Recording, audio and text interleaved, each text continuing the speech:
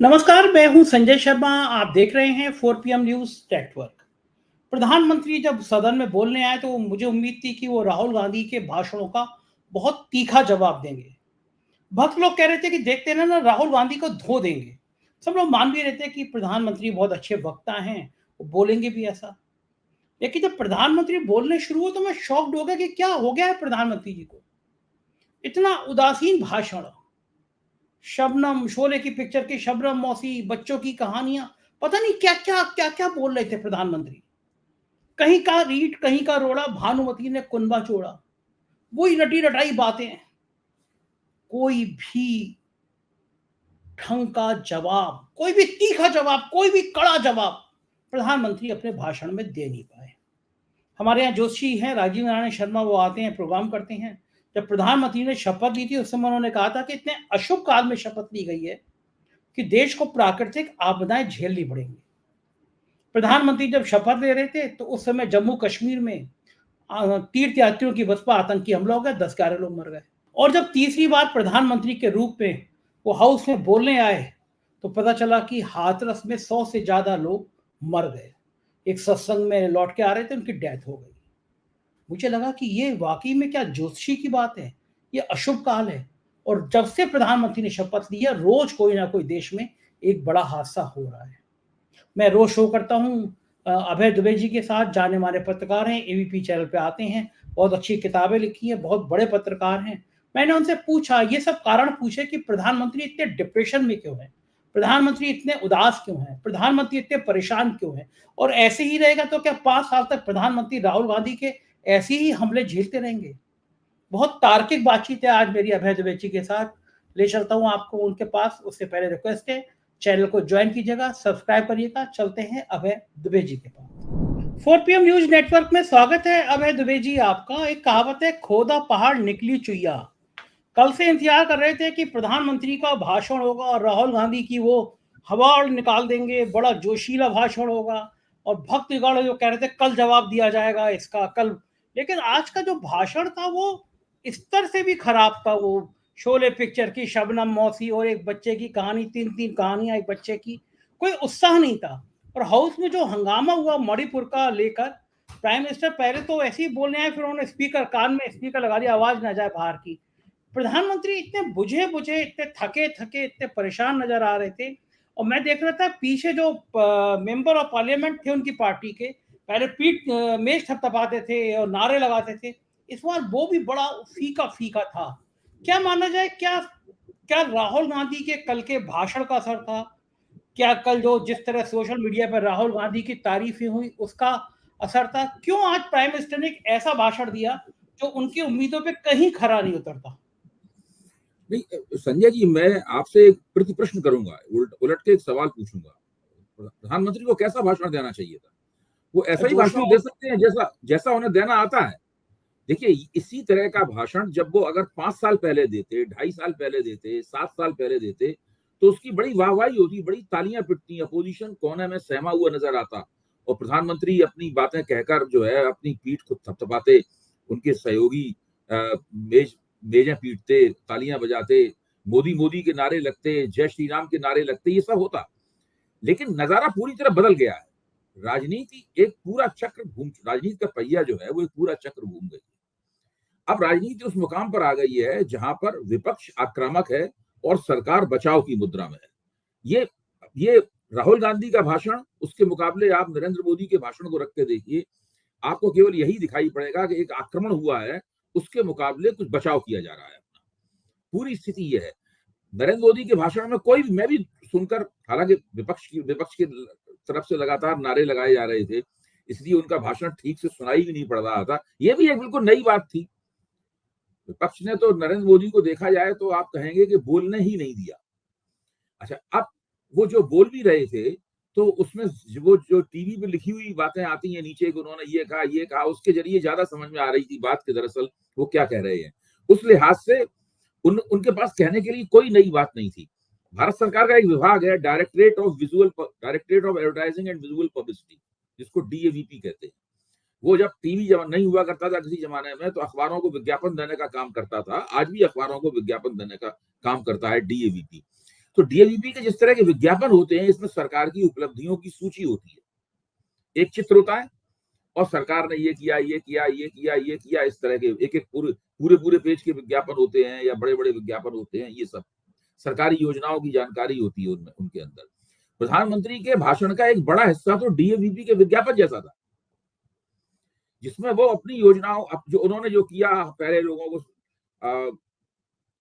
Cylinder नहीं मिलता था, हमने लोगों को सिलेंडर दिए, वगैरह वगैरह, इस प्रकार की बातें। ये बातें तो पिछले 10 साल में वो बहुत बार कर चुके हैं। अच्छा, पिछले 10 साल में यानी कितनी बार कह चुके हैं कि भाई कांग्रेस चुनाव नहीं जीत पा रही है, कांग्रेस पिछड़ी जा रही है राजनीति में और कांग्रेस की संख्या लगातार कम होती जा रही है। इस बार उन्होंने कह दिया कि इस बार 99 को नहीं छू पाई, और ये बताना भूल गए कि भाई हम 272 को नहीं छू पाए। तो ये जो पूरी स्थिति है, नरेंद्र मोदी के पास अब नया कुछ भी कहने के लिए नहीं रह गया है। क्योंकि कहने के लिए नहीं है, इसलिए करने के लिए भी नहीं है। जब आपके पास करने के लिए कुछ नया होता है तो आप उसको कहते हैं। नरेंद्र मोदी के पास न कहने के लिए कुछ नया है, न करने के लिए कुछ नया है। राजनीति करने का उन्हें एक ही तरीका आता है, इसलिए वो ये पूर्वानुमान लगाने में भी असमर्थ हैं कि विपक्ष की इस बढ़ी हुई ताकत का कुल मिला के राजनीति के ऊपर क्या असर होगा। अब जैसे उन्होंने ये कल्पना नहीं की थी कि लगातार जब तक वो बोलेंगे लगातार विपक्षी बेंचें नारे लगाती रहेंगी, इसका उन्होंने पूर्वानुमान नहीं लगा पाया था। कल राहुल गांधी जो बोले उसका पूर्वानुमान नहीं लगा पाया। सोचिए आप, राहुल गांधी के भाषण की हम लोग बहुत चर्चा कर रहे हैं, आप महुआ मैत्रा के भाषण को देखिए जो उन्होंने कल दिया। क्या वो छोटा मोटा भाषण था? सही बात है, बहुत शानदार भाषण था। कि इतना शानदार भाषण था, मैं कहूंगा कि भारतीय जनता पार्टी और एनडीए के सदस्य उसको भौचक्के होकर स्तब्ध भाव से सुन रहे थे। उनकी समझ में भी नहीं आ रहा था कि इतना सुंदर भाषण, इतनी अच्छी अंग्रेजी में, इतने प्रभावपूर्ण तरीके से तथ्यों और आंकड़ों के साथ में, बिना महुआ की एक बार भी जबान नहीं फिसली, उन्होंने क्या उड़ाया है भारतीय जनता पार्टी को।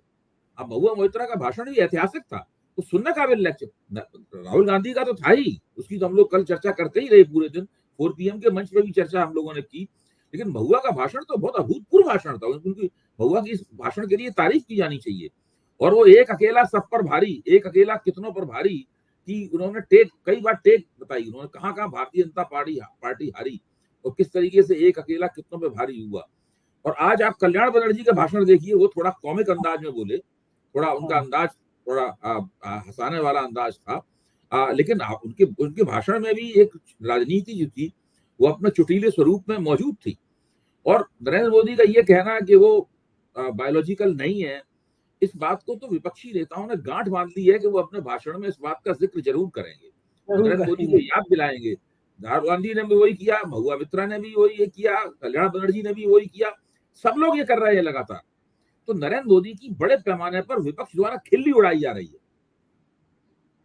कभी दूसरी एक और बात है, विपक्ष जो मुद्दे उठा रहा है, अग्निवीर के मुद्दे उठा रहा है विपक्ष, महंगाई के मुद्दे उठा रहा है, बेरोजगारी के मुद्दे उठा रहा है, नीट परीक्षा में पेपर लीक जो हुआ है उसके मुद्दे उठा रहा है। उनकी तरफ, सरकार की तरफ से उनके बारे में कुछ बोला नहीं जा रहा। मैं ये कहूंगा कि पिछले 23 दिन पुरानी सरकार है।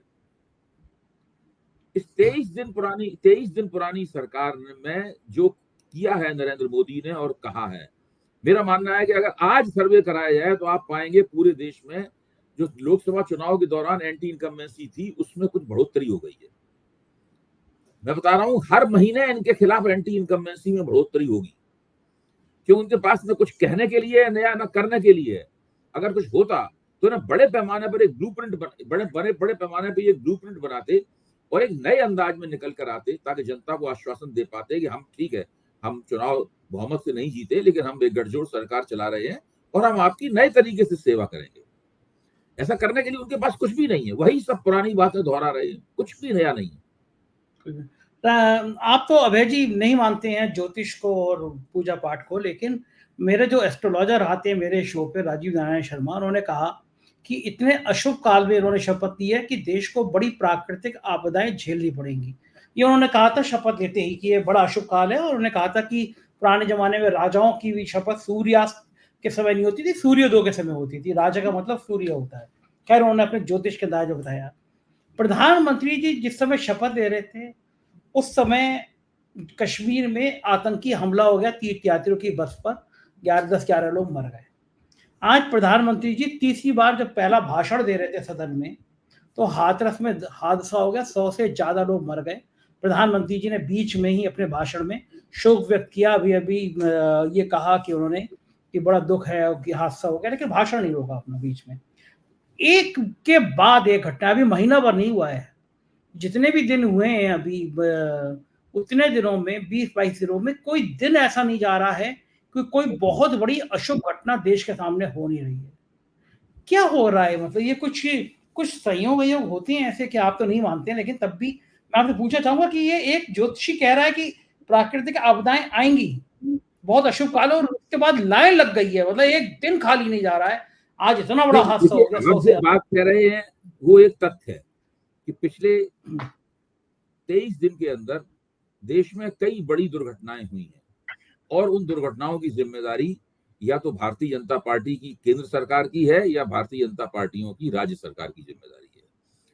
पुल गिरे हैं, एयरपोर्ट के टर्मिनल ढह गए हैं, अयोध्या में जो गर्भगृह है उसके अंदर पानी टपकने लगा है, रामपथ की बिल्कुल दुर्गत हुई पड़ी है, वो बिल्कुल सड़क में गड्ढे निकल आए हैं।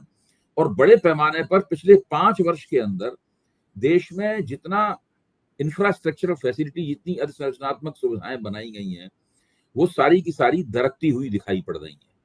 इससे विपक्ष को ये इशारा मिलता है कि पिछले 5 साल नरेंद्र मोदी के भ्रष्टाचार के 5 साल के तौर पर भी चिन्हित किए जा सकते हैं। अच्छा, अब सवाल ये है कि क्या इसका शुभ या अशुभ से कोई ताल्लुक है? जाहिर है कि मैं इस योग्य नहीं हूं कि इस बात के ऊपर टिप्पणी कर पाऊं, लेकिन ये जरूर है कि नरेंद्र मोदी की केंद्र सरकार और भाजपा की राज्य सरकारों ने अगर कमर नहीं कसी और अपने प्रशासन का कील कांटा दुरुस्त नहीं किया, तो जनता इन बातों को इसी तरीके से समझेगी जैसे आपके जोशी राजीव नारायण शर्मा जी ने समझाया है उसको। तो हमारे ऐसे राजनीतिक समीक्षकों की बात जनता कम मानेगी, राजीव नारायण जी की बात जनता ज्यादा विश्वास करेगी, क्योंकि जनता में आमतौर पर शुभ और अशुभ के सवाल को लेकर, भविष्य को लेकर, इन पाप और पुण्य को लेकर, इन तमाम सवालों को लेकर जनता में एक आइडिया ऑफ सेक्रेट, एक पूरा पवित्र अपवित्र का एक विचार जनता में हमेशा रहता है। तो ये तो नरेंद्र मोदी को दिखाना है कि वो अपने शासन प्रशासन की खूबियों से इस प्रकार की दुर्घटनाओं का मुकाबला करने लायक कोई बंदोबस्त करें, कोई तैयारी करें। अब देखिए, जो हाथरस की, अभी काफी देर से मैं टीवी पे देख रहा था, जो हाथरस की दुर्घटना हुई है, एक छोटी मोटी दुर्घटना नहीं है। अभी बहुत दिनों तक इसकी चर्चा होगी। इसके अंदर करीबन 150 लोगों के, भास्कर और जागरण की तरफ से जो खबरें आ रही हैं, उससे लगता है कि 125 से 150 लोगों की मृत्यु हुई है। बहुत सारे बच्चे इसमें कुचल के मारे गए हैं, महिलाएं बहुत बड़े पैमाने पर इन लोगों में मरी होंगी। और ये जो गुरु हैं, जो अपने आप को भोले बाबा कहते हैं, इनके कार्यक्रमों में पहले भी इस तरह की घटनाएं होती रही हैं। जो वहां के डिस्ट्रिक्ट मजिस्ट्रेट हैं, जिलाधिकारी हैं, उन्होंने टीवी पे बयान देते हुए ये कहा है कि हमारी जिम्मेदारी केवल बाहर की सुरक्षा व्यवस्था चाक चौबंद रहे इसकी थी। अंदर का जितना भी काम था उसकी सारी की सारी जिम्मेदारी उन्होंने खुद ली थी। जाहिर है कि इस जिम्मेदारी को पूरा नहीं किया गया। अब इसको कैसे पूरा नहीं किया गया और कैसे इतनी बड़ी दुर्घटना हो गई, इसके कारणों का पता लगाना कोई आसान बात नहीं है। उत्तर प्रदेश की सरकार भी मोटे तौर पर ठप पड़ी हुई है आजकल। वो भी बेचारे अपने आप, वो तो सब वहां पे कैसे हारे इसी के लत्याव आपस में हो रहा है। ऐसे माहौल में सरकारें ठीक से चलती नहीं है। अब मुख्यमंत्री जी दौड़धूप, मुख्यमंत्री कुछ मौके पर जाएंगे, उन्होंने सक्रियता कुछ थोड़ी दिखाई है, तो हो सकता है कि अफसर लोग भी कुछ करते हुए नजर आए। लेकिन इस वक्त भारतीय जनता पार्टी की उत्तर प्रदेश की सरकार और साथ में भारतीय जनता पार्टी की केंद्र सरकार चौतरफा संकट का सामना कर रही है। एक तरफ प्राकृतिक दुर्घटनाएं हो रही हैं, दूसरी तरफ सड़कें धंस रही हैं, बिल्डिंगें गिर रही हैं, पुल गिर रहे हैं। बिहार में अभी तक 9 पुल गिर चुके हैं। आप सोचिए, बिहार में 9 पुल गिर चुके हैं बिहार में। हाँ, एयरपोर्ट लोग बिहार के मीम बना रहे हैं कि पानी के बहाव में 9 पुलों ने आत्महत्या कर ली कूद के नदी में। हाँ। तो वो बहुत बुरी स्थिति में सरकार है। एक बहुत बड़ी ट्रेन दुर्घटना हो चुकी है कश्मीर में आतंकवाद संभल नहीं रहा है इन लोगों से, मणिपुर उसी तरह जातीयतावादी हिंसा की आग में धू-धू करके जल रहा है। अमित शाह पूरी तरीके से गृह मंत्री के रूप में पूरी तरीके से विफल हो चुके हैं। अश्विनी वैष्णव रेल मंत्री के तौर पर विफल हो चुके हैं। धर्मेंद्र प्रधान शिक्षा मंत्री के तौर पर विफल हो चुके हैं। ये स्थिति है इस सरकार की, और प्रधानमंत्री वही पुरानी बातें दोहरा रहे हैं, बजाय इसके कुछ वो नया काम करें, कुछ नया काम करते हुए दिखें।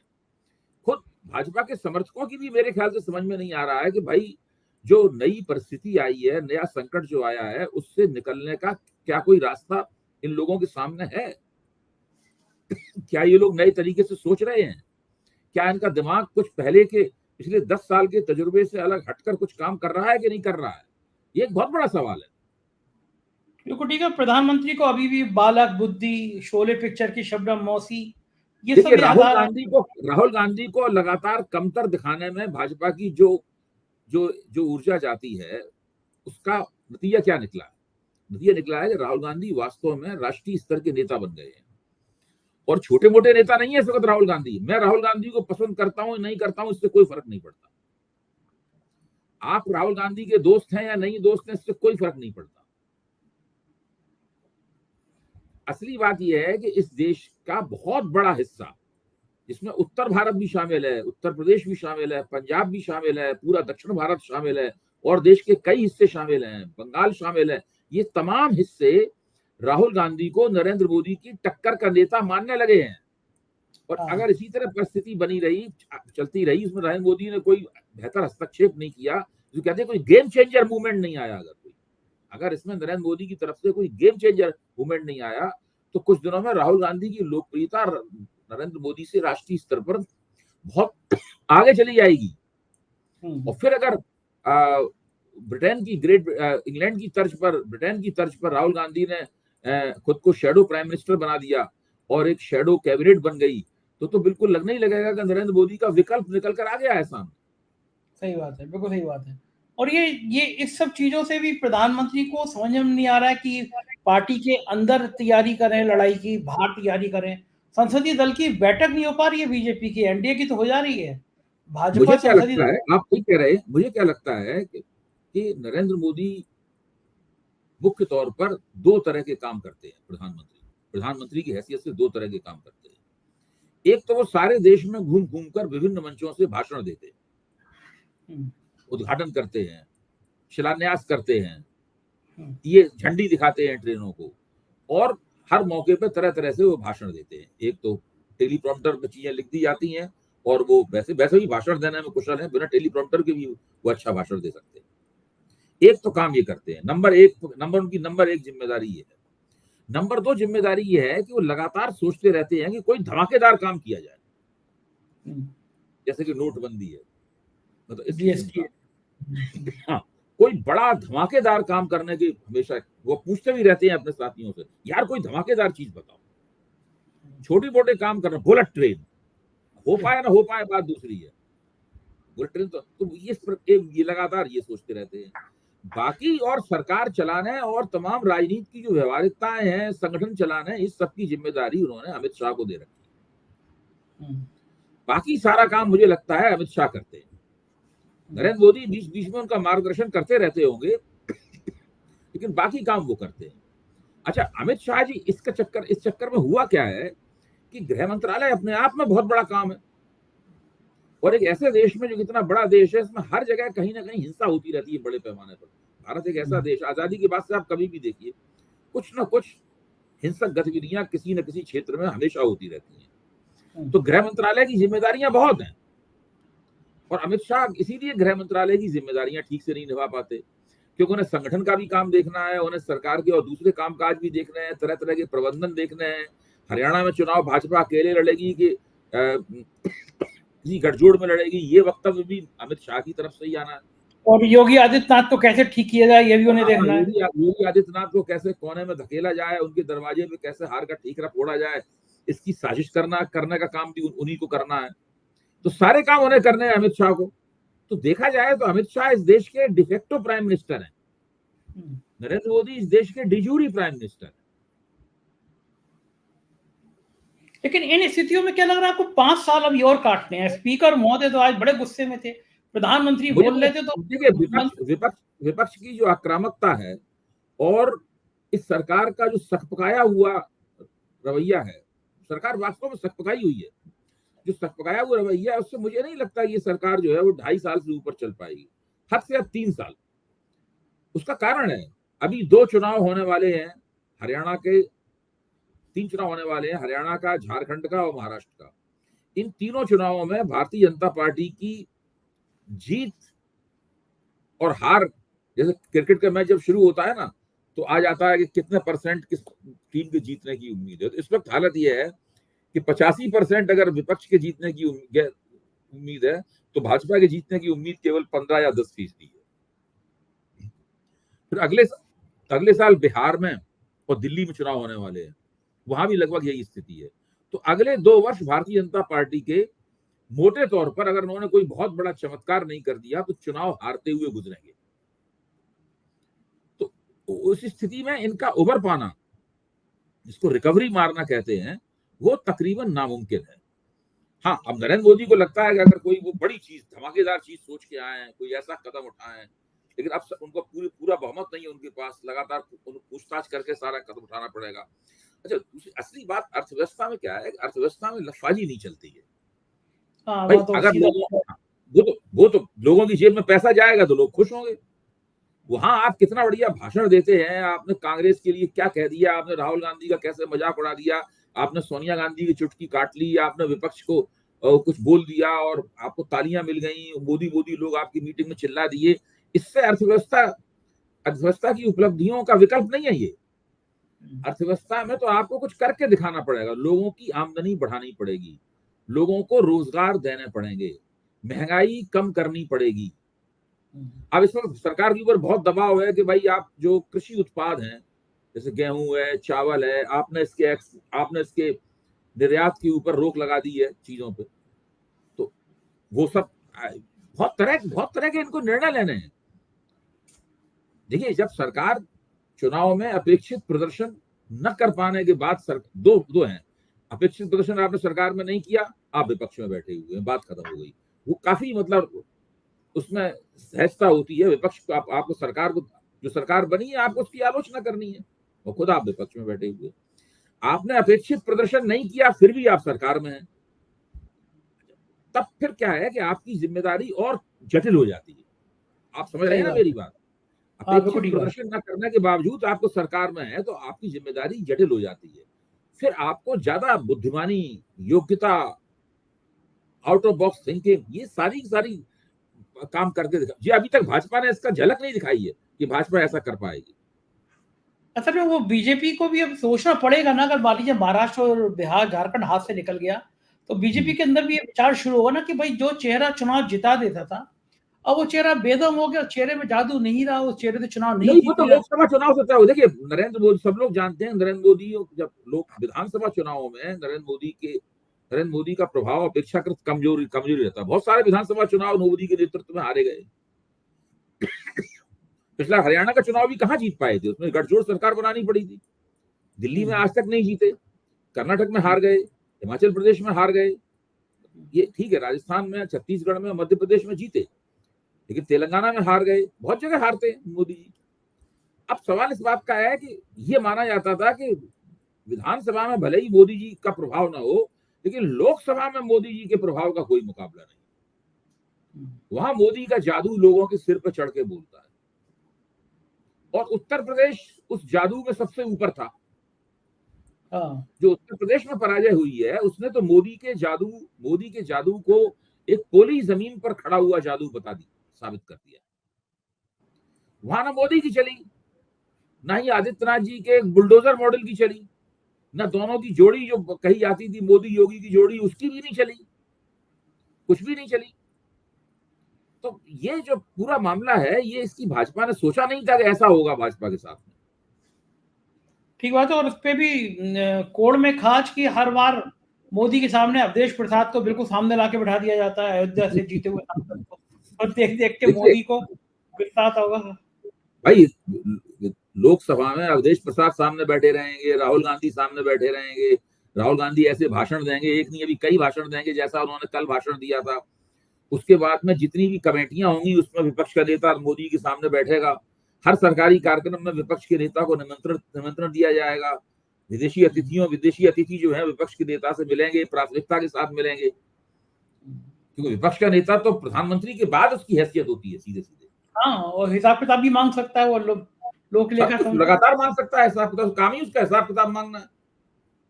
तो पूछेगा इलेक्टोरल बॉन्ड में क्या हुआ? क्यों नहीं पूछेगा? अभी इलेक्टोरल बॉन्ड के ऊपर भी देखिए, अभी लोकसभा में इलेक्टोरल बॉन्ड के ऊपर भी चर्चा होगी, उसके ऊपर भी अटैक होगा सरकार के ऊपर। पूछा जाएगा कि भाई आप इस स्कीम का क्या कर रहे हैं। भाई सुप्रीम कोर्ट ने तो स्कीम को गैर संवैधानिक घोषित कर दिया और स्कीम को एक तरह से कूड़ेदान में फेंक दिया, लेकिन उस स्कीम के परिणाम स्वरूप जो कुछ पैसा जमा हुआ और जो पैसा पार्टियों में बटा, मतलब जो है उसका क्या हो रहा है, उसके बारे में हो सकता है कोई सुप्रीम कोर्ट में चला जाए, फिर से इसके ऊपर चर्चा शुरू हो जाए कि पार्टियों को जो पैसा मिला है उस पैसे का क्या होगा। तो बहुत कुछ हो सकता है, विपक्ष के पास करने के लिए बहुत कुछ है। मुश्किल बात यह है कि देखने में लगता नहीं है कि सरकार के पास करने के लिए बहुत कुछ है। क्या कोई तो प्लान बनाएंगे ना बनाएंगे मोदी जी? मतलब ऐसे अभी तक दिखाई नहीं पड़ा, अभी तक वो प्लान दिखाई नहीं पड़ा। मैं तो समझता था कि ये अपनी सरकार का उद्घाटन एक नई शैली में करेंगे, नए तरीके से आएंगे, एक घोषणा करेंगे कि हम इन चीजों पर पुनर्विचार कर रहे हैं, हम इन चीजों की फिर से समीक्षा कर रहे हैं, ये सब कहेंगे। अगर वो ऐसा करते, कमेटियां बनाते, अग्निवीर की समीक्षा की जाए, इसकी समीक्षा की जाए, एमएसपी वगैरह सबकी अगर ये बात करते तो विपक्ष को थमना पड़ता। हाँ भाई, ये विपक्ष को थमना पड़ता। विपक्ष कहता कि भाई हमने तो शुरू कर दिया सब ये काम। सही बात है भाई, आपने सवाल उठाया था, हमने सब बातों पर ध्यान दिया, हमने शुरू कर दिया। ये सब न करके उनका है हम तो भाई वैसे ही काम करते रहेंगे। इसका मतलब है आपके पास नहीं, इसका मतलब क्या है, आपके पास कोई नई योजना नहीं है। इसीलिए मैं कहता हूं, क्योंकि आपके पास करने के लिए कुछ नया नहीं है, इसलिए कहने के लिए भी कुछ नया नहीं है। कहने के लिए कुछ नहीं, देखो ठीक बात है, और निगाह बनी रहेगी। बहुत बहुत शुक्रिया अभय जी, आपने हमें समय दिया, आभार, थैंक यू। ये थे अभय दुबे जी और बता रहे थे ये कि क्या हाल है प्रधानमंत्री का और इतने मायूस क्यों है प्रधानमंत्री। मुझको यकीन है ये चर्चा आपको पसंद आई होगी, अपनी राय से अवगत कराइएगा, चैनल को ज्वाइन और सब्सक्राइब जरूर कीजिएगा। शुक्रिया, थैंक यू।